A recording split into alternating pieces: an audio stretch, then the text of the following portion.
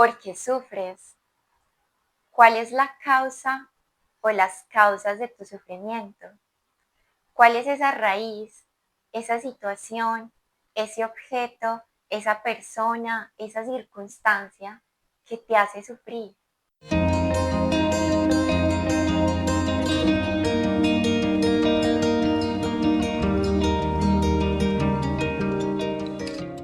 Te detienes a pensar mucho en lo que no tienes, en lo que te falta, o piensas mucho en el miedo que sientes a perder eso que posees, eso que ya tienes, eso que pareciera pertenecerte, o simplemente piensas mucho en eso de lo que careces, que no tienes, eso que anhelas, esos ensueños y esos imaginarios y esas ilusiones que crees que te llenarían el corazón de alegría. Y precisamente porque no están ahí, no son presentes, no son una realidad para ti ahora mismo, simplemente sufres, comienzas a darle lugar a ese sufrimiento. ¿Por qué sufrimos? ¿Cuáles son las causas de nuestro sufrimiento? Bueno, hoy quiero compartirles unas ideas que no son solo mías. Bueno, de hecho ninguna idea realmente me pertenece, pero quisiera compartirles ideas que han llegado también gracias a las lecturas que he hecho de Silo, de todas sus charlas, de muchas de las cosas que decía en su momento y que hoy siguen siendo muy presentes para la humanidad. Y también de cosas que he aprendido y situaciones y circunstancias y personas que he conocido en esta trayectoria de mi vida. Y es comprendiendo no solo cuáles son las raíces de ese sufrimiento que como humanos experimentamos, sino también conectándome con la intuición y la corazonada que tengo, no solo en mi sentir, sino también en la forma en cómo percibo la realidad, de lo que realmente significa sufrir.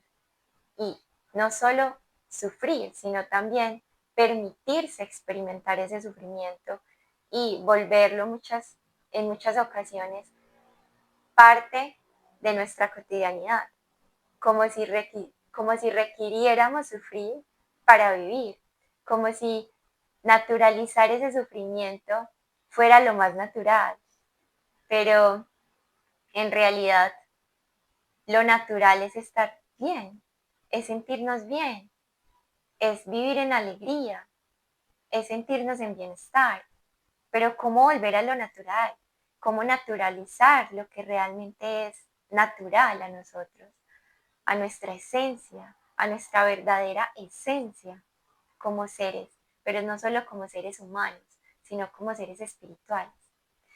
Y comprendiendo todo esto, comencé a recordar también con las palabras de muchos maestros, como Silo, por ejemplo, que el sufrimiento, bueno, si bien puede ser básicamente de dos tipos, que es aquel relacionado con nuestro cuerpo físico y que se produce en general a partir de, por ejemplo, una afectación física, una enfermedad, ¿cierto?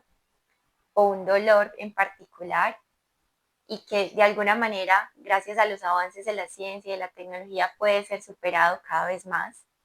Pero también está ese otro lado que para mí es un sufrimiento al que habría que darle muchísima importancia y prioridad para poder incluso comprender ese otro sufrimiento físico, ese dolor físico y todas esas manifestaciones somáticas del cuerpo físico con las enfermedades y demás. Pero bueno, y con este me refiero al sufrimiento mental. Y ese sufrimiento tiene unas características particulares, y es que no lo podemos satisfacer ni superar fácilmente con la ayuda de una pastilla o con la ayuda de una máquina o con la ayuda de un objeto que aliviane o que sirva para solucionar cualquiera sensación incómoda y de malestar que tengamos, porque este sufrimiento requiere de un autoconocimiento mucho más profundo que nos lleve a sentirnos realmente y a comenzar a recordar y a comprender todas esas situaciones, circunstancias, personas e ideas a las que nos atamos, a las que nos apegamos, con las que nos sentimos obsesionados, con las que sentimos que cuando las tenemos nos satisfacen o de alguna manera simplemente nos hacen sentir mejor,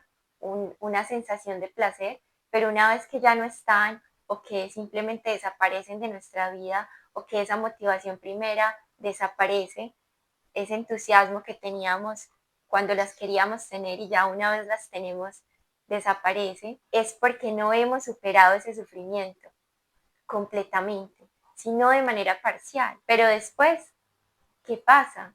Cuando llega ese vacío de significado, ahí es que te das cuenta de que no es suficiente y comienzas a sufrir por algo más. Y ese es el ciclo, esa es la rueda del sufrimiento inacabable.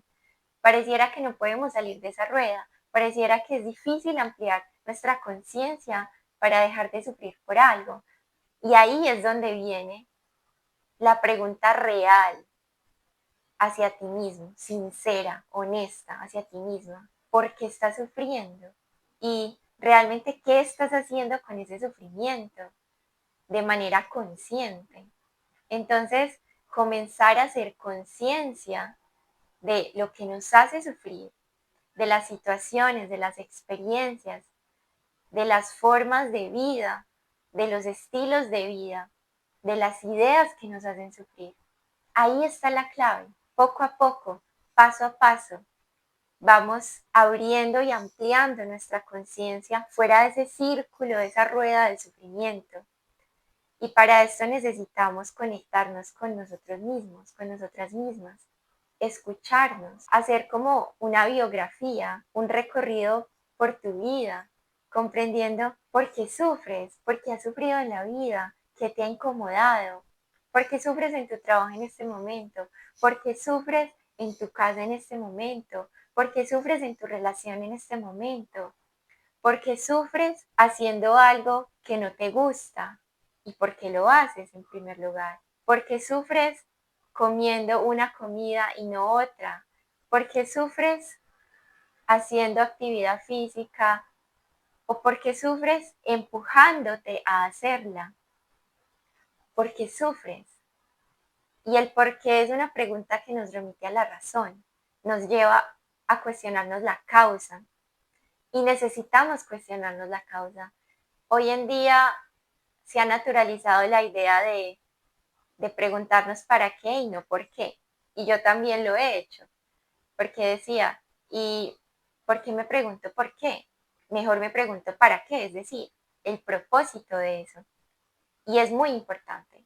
Pero para llegar al propósito, a comprender ese propósito, o más bien a recordar ese propósito que las cosas y las situaciones y las experiencias tienen en nuestra vida y en nuestro desarrollo, es primero necesario comprender por qué, la razón, la causa, y no necesitas comprenderla en su totalidad. De hecho, ni siquiera necesitarías comprenderla, pero en ese proceso de autoconocimiento es importante darle paso a eso accesible al humano, a las cosas que fácilmente nos hacen comprender lo que estamos viviendo. Y una de esas cosas es la razón de las cosas, la causa de las cosas. Si, por ejemplo, abusaste de tu cuerpo muchos años, trabajando sin discriminación alguna por esos momentos donde te sentías agotada, agotado, y seguías trabajando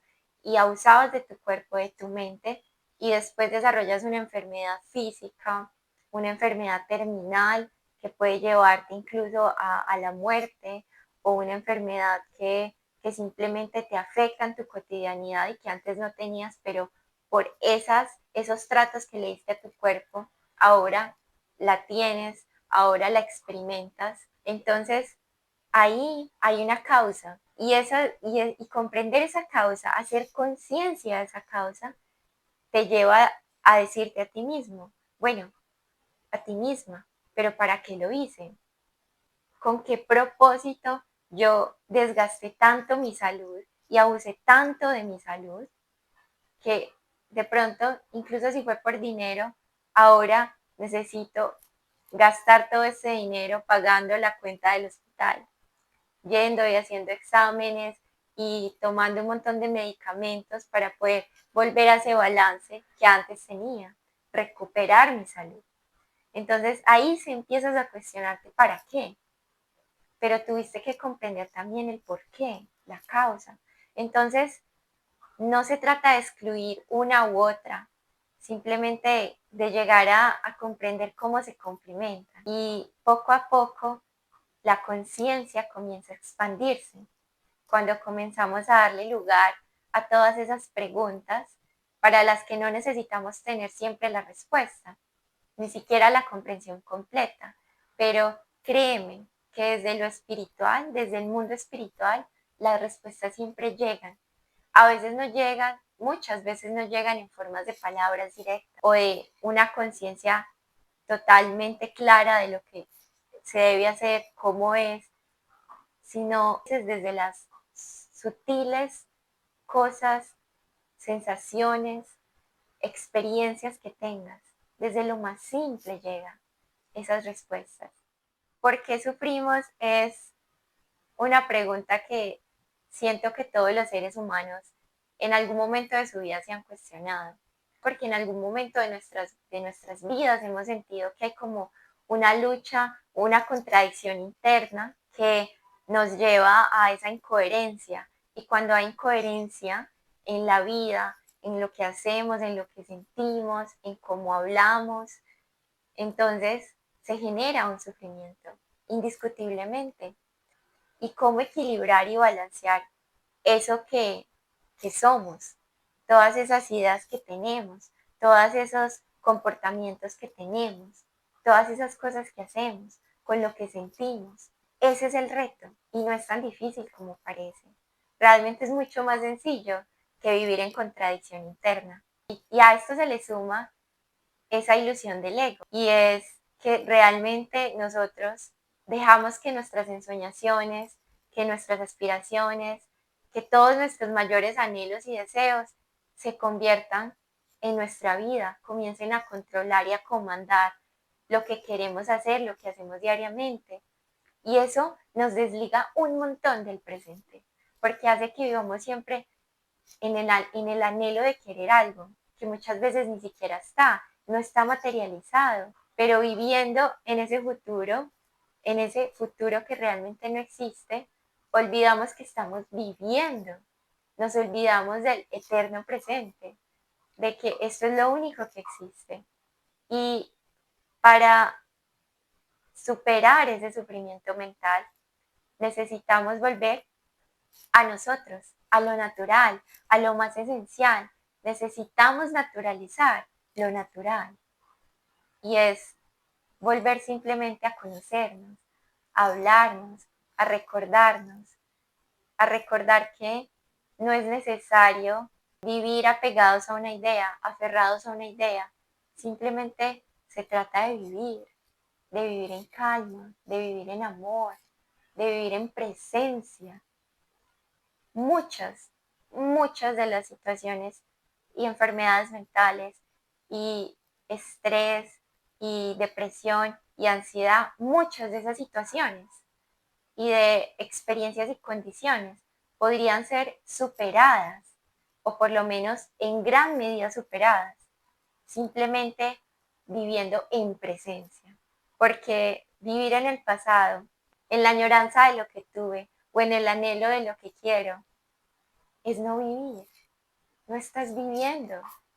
Entonces, hoy sanador, te invito a que recuerdes que superar ese sufrimiento es posible. Y siento y anhelo, porque también hay que permitirse anhelar, desear, porque el deseo no es malo y no se trata de simplemente ponerle una etiqueta o de categorizarlo como algo que deberíamos evitar, para nada. Hay que purificar el deseo, como decía Silo por ahí en una de sus charlas, y es volver a esa motivación interna que nos hace sentir inspirados, inspirados a crear, a dar amor, a servir, a humanizar la tierra, a hacer lo más esencial, lo que nos saca una sonrisa, lo que por naturaleza, con naturalidad, nos hace sentir felices.